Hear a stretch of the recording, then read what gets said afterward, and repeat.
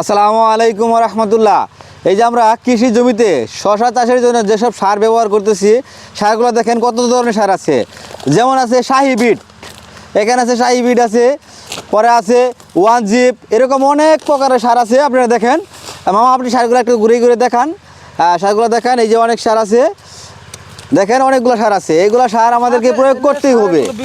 এইগুলা সার আমাকে দিতেই হবে, কারণ এইগুলা সার মিশ্রণ করার পরে আমরা প্রত্যেকটা সার মিশ্রণ করব। আমাদের প্রায় 1 একর জমি আছে। 1 একর জমিতে আমরা সবগুলো সার মিশ্রণ করার পরে আমরা এখানে সারগুলা সিঁচে দেবো। সিঁচার পর ট্রাক্টর দিয়ে চাষ করতেছে। ওই যে দেখেন আমার ট্রাক্টর দেয়, ওই যে দেখেন ট্রাক্টর দিয়ে হাল বেঁকেছে। একটা সার দিয়ে চাষ করার পরে, সার সিঁচার পরে আমাদের জমি চাষ চলতেছে।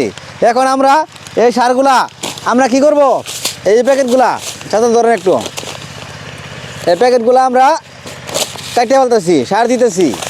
এইগুলা প্রত্যেকটা সার দেখেন। হ্যাঁ ধরেন, এটা ধরেন, হ্যাঁ এটা ধরেন, এটা কি সার? এটা সার, এই দেখেন সার, এটা সার, বিভিন্ন কোয়ালিটির সার। এটা ধরেন, এটা ধরেন, হ্যাঁ এটা ধরেন। প্রত্যেকটা সার আছে, এক এক রকমের সার। হ্যাঁ এটা ধরেন, এটা ধরেন, এটা ধরেন।